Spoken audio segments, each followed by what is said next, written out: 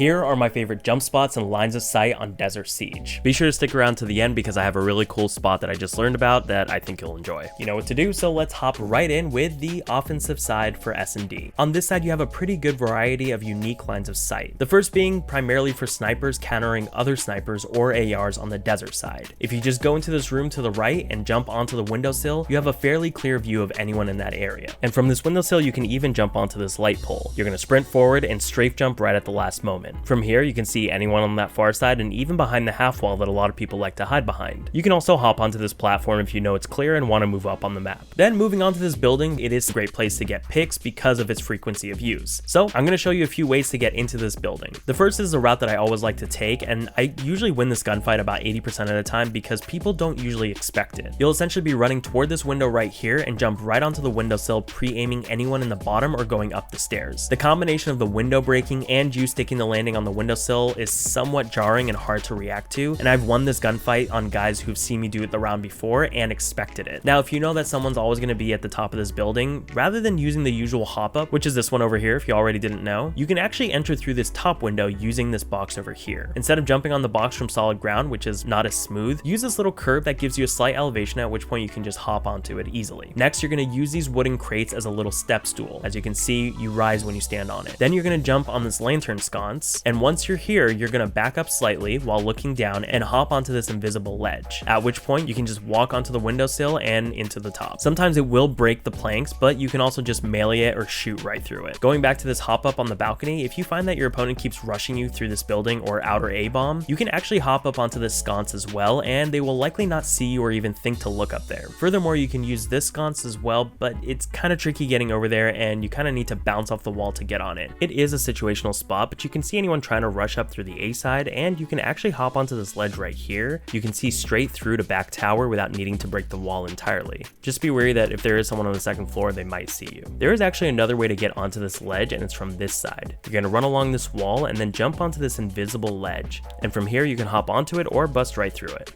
The last route I'm going to go over on this side of the map is if you're looking to challenge anyone inside of the building from this window. Rather than just showing your body while you're challenging it, just use this box as a heady and it'll give you a little bit more cover. Now, working from the top of the building, if you don't know already, you can actually jump over the stairs onto this side and challenge anyone up in this area. Now, getting into the building from the defensive side is much easier, but I'm going to show you a unique way to guard it without needing to actually go inside. You're going to jump up onto these crates, and then from here, you can either look through the windows, although they are hard to see through, or you can jump on the windowsill and watch anyone trying to get to the second story from either the stairs or the hallway. And you can actually do this on each of the windowsills on this side. Now, moving to this side of the building, if you weren't already aware, there is a way to get up here if these planks aren't broken. You're going to head to the top of the boxes, and similar to the other side of the building, you're going to hop up against these notches onto an invisible ledge. You then can get onto the edge without breaking the planks. From here, you can either peek through the planks as is, shoot a bigger hole that you can see through, or just break into it. Moving on to the other side of the map, one of my favorite spots, which is more useful in late round, is if you hop up onto this planter, then onto this palm tree. You have a clear view of people sniping from there, on the train side, and it gives you a good purview of the enemy spawn as a whole. Now, staying on this side, you are actually able to get on this rock back here. You'll just hop onto the sandbags, aim upward toward this little edge, and keep jumping until you're on top of it. From here, you have a pretty clear view of most of the map. In situations where you've maybe planted the bomb at B, you can see anyone approaching it from here, but even better, you can hop onto this tree and go prone with a perfect line of sight on where you might plant the bomb. Next up is a route you can take from this side of the map if you know that your opponent is favoring the A side on offense. You can jump up here, then hop over the side steps while peeking over for information. Sometimes you'll run into opponents on these stairs, but if they always go A, it will allow you to get behind them and pick off any snipers back here. Once you do strike in their spawn, however, they will be looking for you, and a great little spot to hide and wait for a pick is if you go into this building and then jump onto this bookcase back here. It keeps you level with the enemies coming in from the top, and you can take any of the enemies coming in through the doors down here by surprise. Now, going back to this side of the map, we all know this train spot, but just in case you didn't know, you can actually hide yourself a little bit more and look through the structure. You can also push up a little bit further and peer through this slit, which also gives you a clear view of the A-bomb site. Next, we have this little hop that some people have trouble with, and by some people I mean me sometimes. You essentially just use the highest part of the train car and hop onto this left edge. You don't need to do this, by the way, but for me it's the most fail-safe way to get up here. Next, we have an alternate to the back tower, which is at most an off angle, but leaves you very exposed. Although it is good to know that you can jump onto the light pole. They might not expect you to be here and it could throw them off, and if you do get shot at, you can easily just drop down to safety. The next spot is using this truck to get onto this wall right here. You do need to do a little bit of a strafe jump, but once you're here, you can use this as another off angle to snipe anyone in field. You can jump up onto this light pole as well, but I don't know how useful this is unless you have someone rushing your spawn every round. But the next spot on this side is using these green barrels in the back here to get onto this gate door, which gives you a pretty clear view of anyone sniping from behind the truck over there. Also, going back to this truck, you can actually hop up on this light pole as well, and you have a good view of anyone jumping up on that platform. It is very narrow, but if you see a pattern of players jumping up on there and then rushing your spawn, you can then pick them off from here. Next, we're going to stay on this side of the map, but go all the way to the back. You're essentially going to be using these sandbags to jump on the boxes. Then from here, you're going to hop onto the broken wall piece, and then onto the top of the pillar. From here, you're going to jump up onto these vertical planks of wood, and then use these to hop onto the second pillar. From here, you're going to hop up onto the edge of this roof, where you'll be able to walk along the edge all the way around to the top over here, where you'll have a clear view of the artillery gun on the desert side that most people like to hide behind in search and even in pubs. You can even move back and forth and use it as a head glitch as long as you're staying on the edge of the roof. Now, I do have one last bonus spot specific to the B-bomb site on Search and Destroy. This is one that Kismet, a professional Call of Duty player on the New York Subliners, used against the LA Thieves during the Major 4 finals. Now, NYSL's bomb is planted on the B site, but Kismet just lost his entire team and is left alone in a 1v2. It doesn't look great for him, but he does have one trick up his sleeve, and it's this spot on the inside of the middle building just above the bomb site, which you can wallbang straight onto anyone defusing the bomb. And just like that, his nerdy wallbang spot helps him clutch the round. That about does it for Desert Siege. If you have any secret spots that you'd like to share, put them in the comments below. Otherwise, check out this video where I go over my favorite jump spots and lines of sight on Bocage. But that does it for today's video. I'll see you tomorrow on day 28 of 30 of posting every day. You know what to do. My name is Drew, this was Sablehound, thank you for watching, and I'll see you tomorrow.